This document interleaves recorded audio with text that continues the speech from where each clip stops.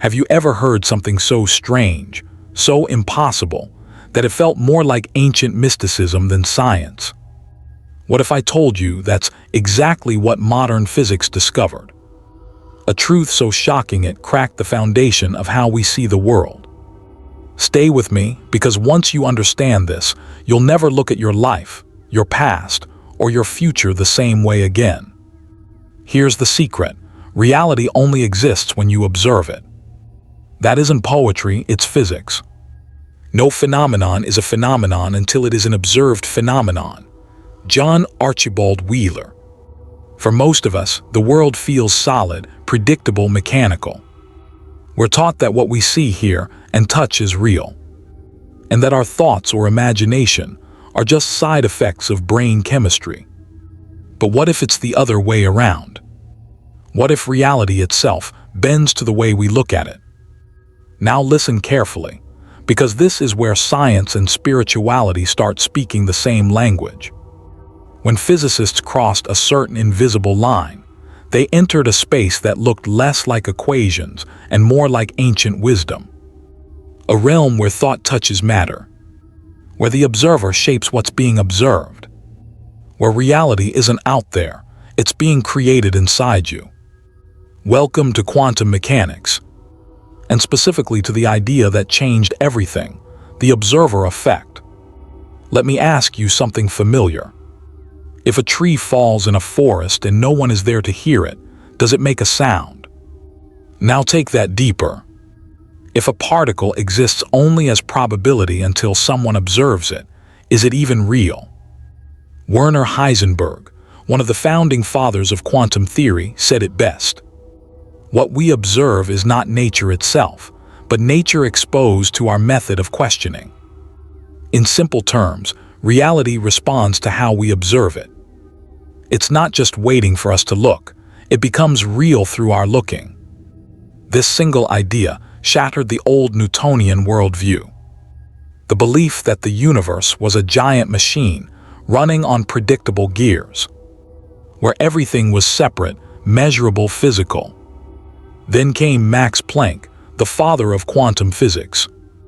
He discovered that energy isn't continuous. It comes in tiny packets called quanta.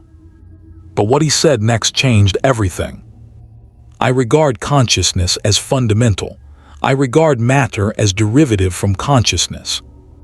Let that sink in. He didn't say consciousness comes from matter. He said matter comes from consciousness. Meaning reality doesn't create you, you create reality. And here's the wild part. Mystics and sages had been whispering this for thousands of years. Buddha taught that the mind is the forerunner of all things. Neville Goddard said, imagination is the only reality. Ancient Hermetic texts declared, the all is mind. So how did science, the most rational of all disciplines, end up rediscovering what spirituality had always known? Because when scientists tried to peer into the quantum world, they didn't just find particles. They found themselves. Their presence, their observation, their intention. Each influenced the results. Reality stopped being something objective. It became personal. Imagine holding a blank canvas. Nothing's painted yet, but you have a brush in your hand. That's the quantum field, pure potential. The moment you decide what to paint, possibilities collapse into form. Observation, focus, choice, these are the brushstrokes that bring reality into being. And that's the essence of the observer effect. The universe isn't operating independently of you. You're not just measuring it, you're participating in it. You're influencing it, shaping it, creating it. The line between science and spirituality isn't a wall, it's a doorway.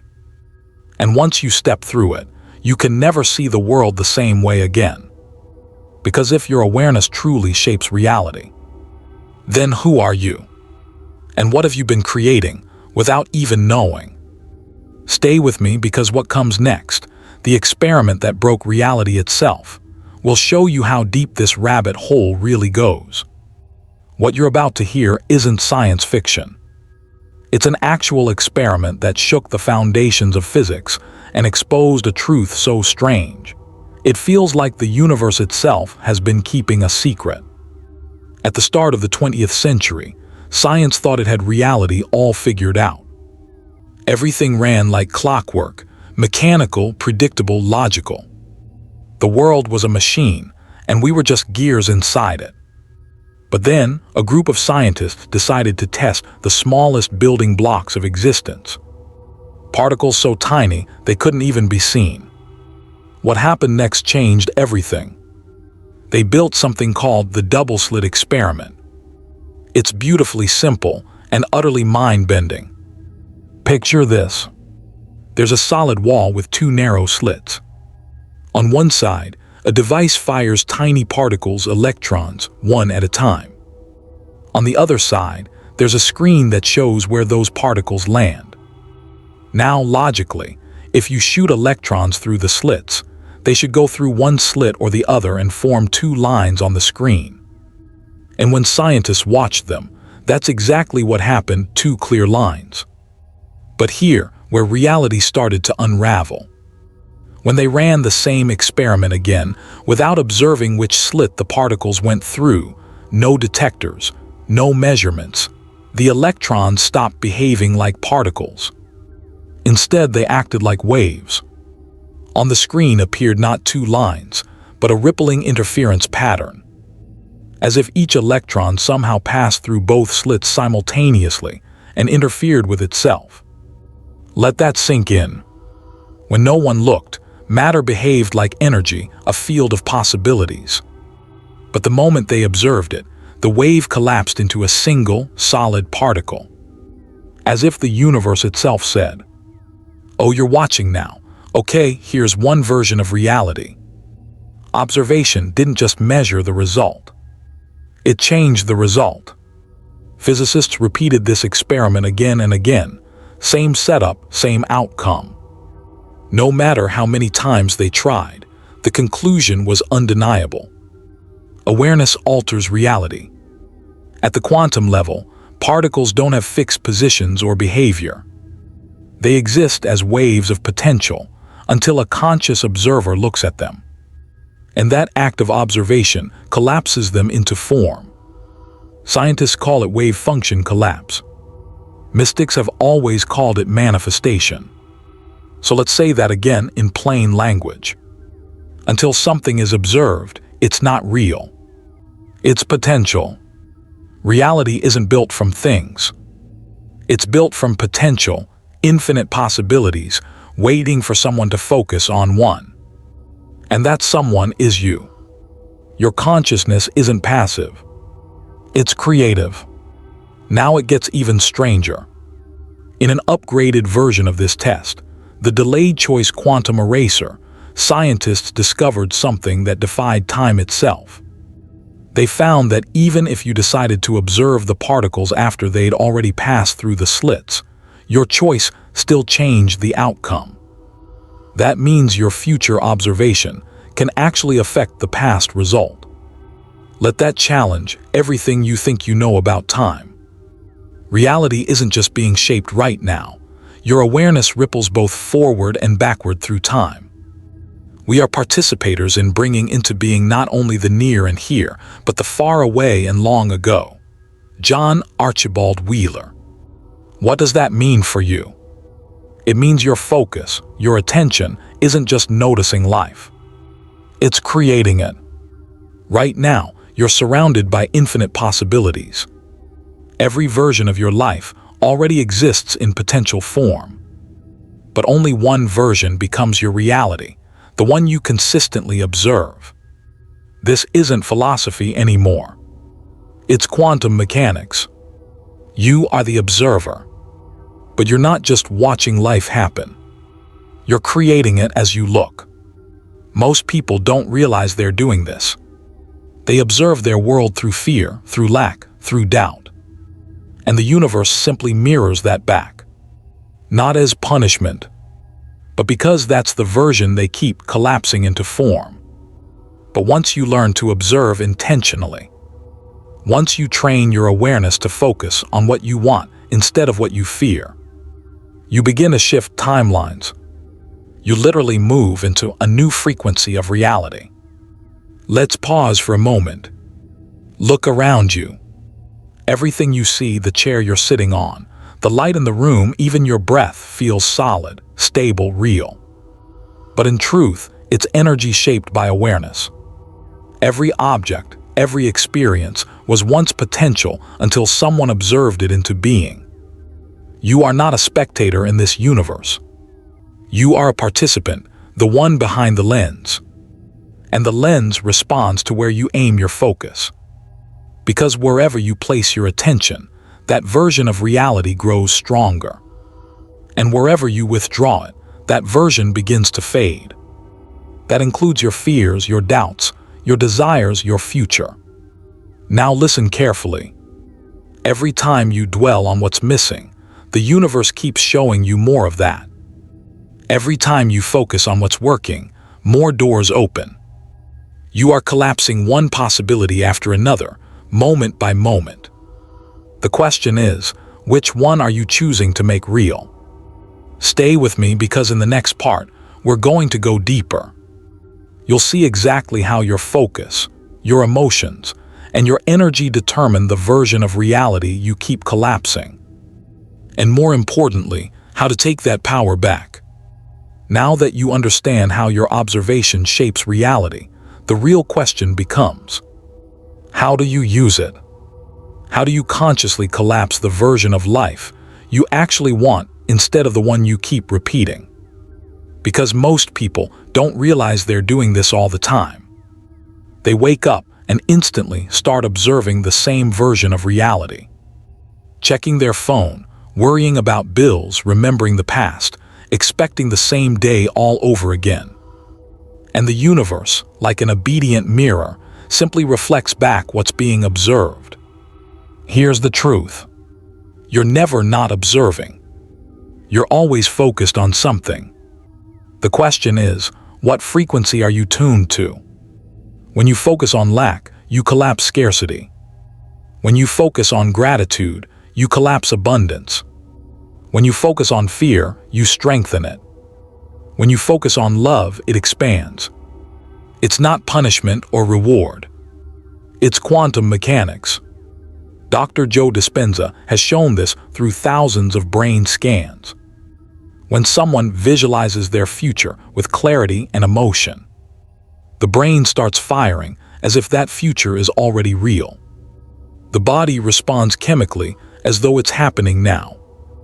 Why does that matter? Because neither your body nor the quantum field can tell the difference between a vividly imagined experience and a physical one. To both, observation is creation. So when you imagine the reality, you want and feel it in your body. When you observe it as real before it appears, you're literally instructing the universe which version of life to collapse. This is not wishful thinking. This is alignment. Neville Goddard called it assuming the feeling of the wish fulfilled. He said, "You are given not what you want, but what you are conscious of being." In other words, stop waiting for proof. Start observing as if it's already done. Because the universe doesn't give you what you wish for, it gives you what you observe as real. Now let's make this practical. Every morning, before your mind gets noisy, take just a few minutes to become the observer on purpose. Step 1, close your eyes. Take a deep breath. Detach from the noise, the name, the story, the past. You're not your identity right now, you're pure awareness. Step 2, feel the reality you desire as if it's happening right now. Not as a fantasy, but as a memory.